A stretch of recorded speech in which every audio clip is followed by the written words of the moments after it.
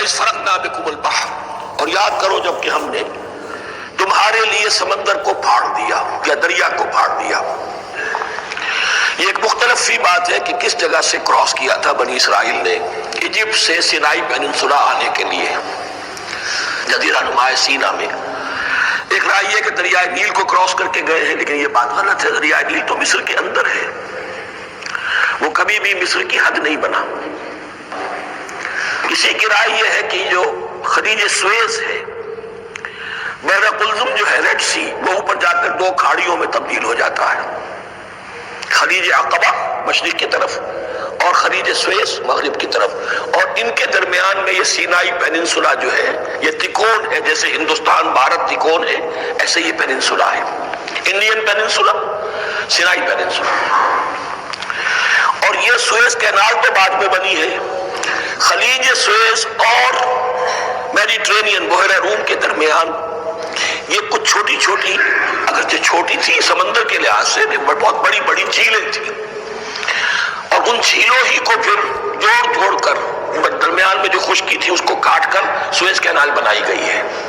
تو اب تو یہ مسلسل ایک رابطہ ہے، لیکن معلوم ہوتا ہے کہ یا تو خلیج سویز کو کراس کیا ہے حضرت موسیٰ علیہ السلام نے، اور یہی میری رائے زیادہ یہی ہے، اس لیے کہ کوہ طور جو ہے وہ اس پیننسولا کی ٹپ پر ہے، نیچے ہے یہاں، جہاں پر دن کا قیام رہا اور جہاں پھر حضرت موسیٰ کو 40 دن کے لیے کوہ طور پر بلا کر اور پھر انہیں تورات دی گئی ہے۔ تو معلوم ہوتا ہے کہ جو خلیج سویز ہے اسے کراس کیا ہے۔ کراس کس طرح کیا ہے کہ حضرت موسیٰ کی عصا کی ایک ضرب سے سمندر پھٹ گیا، فَكَانَ كُلُّ فِرْقٍ كَالطَّوْدِ الْعَظِيمِ، دونوں طرف چٹانوں کے مانند پہاڑ کی طرح جو ہے وہ سمندر کھڑا ہو گیا، اس کے راستے سے یہ نکل گئے۔ اور پھر جب فرعون اور اپنا لشکر لے کر جب آیا ہے، اس نے سوچا ہم بھی نکل جائیں، وہ غرق ہو گئے، اس لیے کہ دونوں طرف کا پانی آپس میں مل گیا۔ یہ تھی کیفیت، اور معجزانہ کیفیت تھی، یہ کوئی فطرت کے یا نیچر کے اصول کے مطابق بات نہیں تھی، اور میں عرض کر چکا ہوں، آپ کو بتا چکا ہوں معجزہ کسے کہتے ہیں۔ وَإِذْ فَرَقْنَا بِكُمُ الْبَحْرَ فَأَنْجَيْنَاكُمْ، جب ہم نے تمہارے لیے یا تمہارے ساتھ سمندر کو پھاڑ دیا، تمہارے لیے، تمہارے گزرگاہ بنانے کے لیے، تو تمہیں تو نجات دے دی۔ وَأَغْرَقْنَا آلَ فِرْعَوْنَ وَأَنْتُمْ تَنظُرُونَ، اور تمہاری نگاہوں کے سامنے فرعون کے لاؤ لشکر کو غرق کیا، تم رہے تھے، یہ گزر چکے تھے، اس ساحل پر کھڑے ہیں، ادھر سے یہ داخل ہوئے ہیں، اور پانی دونوں طرف سے آ کر مل گیا اور یہ غرق ہو گئے۔ وَإِذْ وَعَدْنَا مُوسَىٰ 40 لَيْلَةً، اور یاد کرو پھر جب کوہ طور پر ہم نے موسیٰ کو 40 دن کے لیے بلایا۔ ثُمَّ اتَّخَذْتُمُ الْعِجْلَ، ان کی غیر حاضری میں تم نے بچڑے کی پرستی شروع کر دی، اسے معبود بنا لیا، من بعدہ، اس کی غیر موجودگی میں، وَأَنْتُمْ ظَالِمُونَ، تم بہت بڑا ظلم تھا جس کا ارتکاب کیا۔ إِنَّ الشِّرْكَ لَظُلْمٌ عَظِيمٌ، عظیم ترین ظلم جو ہے وہ شرک ہے، اور شرک جلی کی یہ شکل کہ بچڑے کو پوج رہے ہو۔ ثُمَّ عَفَوْنَا عَنْكُمْ مِنْ بَعْدِ ذَلِكَ، پھر ہم نے تمہیں اس کے بعد بھی معاف کیا، یہ ہمارا کرم رہا ہے، ہماری رحمت رہی ہے۔ من بعد ذلك لعلكم تشکرون، تاکہ تم شکر کرو۔ وَإِذْ آتَيْنَا مُوسَى الْكِتَابَ وَالْفُرْقَانَ لَعَلَّكُمْ تَهْتَدُونَ، اور یاد کرو جب کہ ہم نے موسیٰ کو کتاب اور فرقان عطا فرمائی۔ یہ فرقان حق اور باطل کے درمیان فرق کر دینے والی چیز، اور کتاب عام طور پر جو آتا ہے وہ شریعت کے لیے آتا، شریعت بھی دی، کتاب بھی دی، اور فرقان بھی دیا، لعلکم تہتدون، تاکہ تم ہدایت پاؤ۔ وَإِذْ قَالَ مُوسَىٰ لِقَوْمِهِ، اور یاد کرو جب کہ کہا تھا موسیٰ نے اپنی قوم سے، یا قوم انکم ظلمتم انفسکم باتخاذکم العجل، اے میری قوم کے لوگوں، یقیناً تم نے اپنے اوپر بڑا ظلم کیا ہے بچڑے کو معبود بنا کر۔ فَتُوبُوا إِلَىٰ بَارِئِكُمْ، بس توبہ کرو اپنے پروردگار، اپنے خالق کی جناب میں۔ باری اللہ تعالیٰ ہے، باری۔ فَاقْتُلُوا أَنفُسَكُمْ، تو قتل کرو اپنے آپ کو۔ یہ چیز جو ہے تورات میں تفصیل سے آئی ہے، قرآن میں نہیں ہے۔ اسی اعتبار سے میں نے آپ کو بتایا تھا کہ تورات کا مطالعہ اس اعتبار سے مفید ہے کہ بہت سے واقعات کا قرآن میں ذکر ہے، اجمالاً اشارہ ہے، اس کی تفصیل کے لیے ہمیں تورات سے رجوع کرنا پڑتا ہے۔ ورنہ یہ کہ اس آیت کا صحیح مفہوم واضح نہیں ہوگا. فَاقْتُلُوا أَنفُسَكُمْ، اپنے آپ کو قتل کرو، کیا مانی؟ یہ قتل مرتد کی سزا ہے.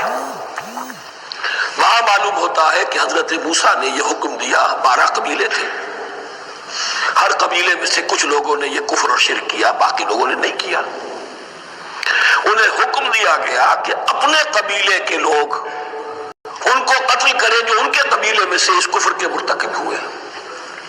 انفسکم سے مراد یہ اپنے قبیلے کے لوگوں کو تم قتل کرو.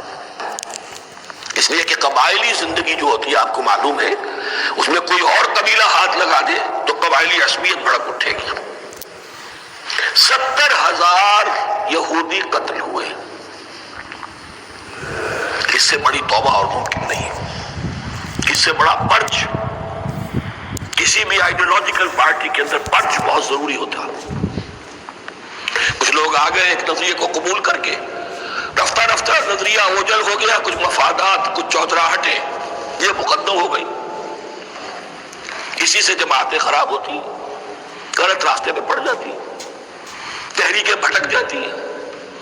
تو آئیڈیولوجیکل پارٹی، نظریاتی جماعتیں پرچ کرتی رہتی ہیں کہ جو بھی ہمارے نظریے سے ہٹ گئے اب ان کو ہم کاٹ کر علیحدہ کر. یہی سے قتل مرتد.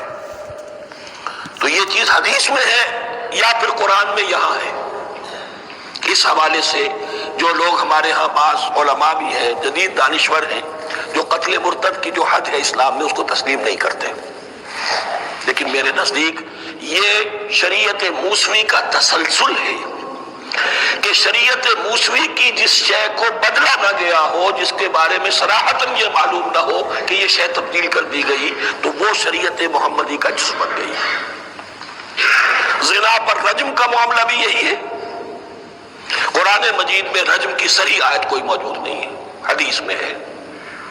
قرآن مجید میں مرتد کے قتل کے لیے کوئی آیت موجود نہیں ہے، حدیث میں ہے، سنت میں ہے. اور دونوں کی کا جو منبع ہے وہ اصل میں تورات ہے. تو اس بات کو اچھی طرح نقل کر دیجئے. یہ جگہ اکثر لوگ جو ہے یہاں بہت سرسری طور سے گزر جاتے ہیں، یہ بہت اہم ہے. اور اس کے لیے تورات کی طرف رجوع کیجئے. 70,000، 6 لاکھ کل تھے. جب یہ مصر سے نکلے ہیں 6 لاکھ تھے.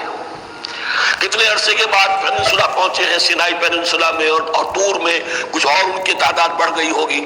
لیکن یہ کہ ان میں سے 70,000 کو قتل کیا اپنے ہاتھوں سے. ہر قبیلے نے اپنے جو مرتد تھے ان کو اپنے ہاتھ سے قتل کیا. فَتُوبُوا إِلَىٰ بَارِئِكُمْ فَاقْتُلُوا أَنفُسَكُمْ ذَٰلِكُمْ خَيْرٌ لَكُمْ عِندَ بَارِئِكُمْ، یہی تمہارے لیے تمہارے رب کے نزدیک بہتر بات ہے. فَتَابَ عَلَيْكُمْ، تو اللہ نے تمہاری توبہ قبول کر لی. توبہ قبول کس طرح ہوئی؟ یہ تزکیہ ہوا ہے امت کا کہ ان میں سے جن لوگوں نے اتنی بڑی غلط حرکت کی ہے ان کو کاٹ کر، ذبح کر کے، ان کو قتل کر کے دیکھ دیا گیا. انہ هو التواب الرحیم، یقیناً وہ تو ہے ہی بہت توبہ کا قبول فرمانے والا اور بہت رحم فرمانے والا. وَإِذْ قُلْتُمْ يَا مُوسَىٰ لَن نُّؤْمِنَ لَكَ حَتَّىٰ نَرَى اللَّهَ جَهْرَةً. ایک اور واقعہ ان کی تاریخ کا. اور یاد کرو جب کہ تم نے کہا تھا اے موسیٰ ہم تو تمہاری بات نہیں مانیں گے.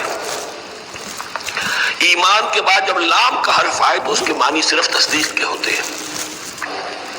لن نؤمن لک، ہم آپ کی بات کی تصدیق نہیں کریں گے حتی نری اللہ جہرۃ، جب تک کہ ہم دیکھ نہ لیں اللہ کو عیاناً. ہمیں کیا پتا اللہ نے یہ کتاب دی آپ کو، آپ تو لے کر آ گئے. ہمارے سامنے تو پتھر کی کچھ تختیاں ہیں، اس پہ کچھ لکھا ہوا، کس نے لکھا ہمیں کیا پتا. اب دیکھیے ایک حضرت موسیٰ کی خواہش تھی رب ارنی انظر الیک، وہ کچھ اور شے تھی. یہ تخریبی ذہن ہے جو یہ کہہ رہا ہے کہ ہم بھی چاہتے ہیں کہ اللہ کو اپنی آنکھوں سے دیکھیں اور معلوم ہو کہ واقعی اس نے یہ کتاب آپ کو دی ہے. فَأَخَذَتْكُمُ الصَّاعِقَةُ، تو تمہیں آپ پکڑا ایک بہت بڑی کڑک میں، ایک بہت بڑی کڑک ہوئی اور سب کے سب لوگ مردہ ہو گئے.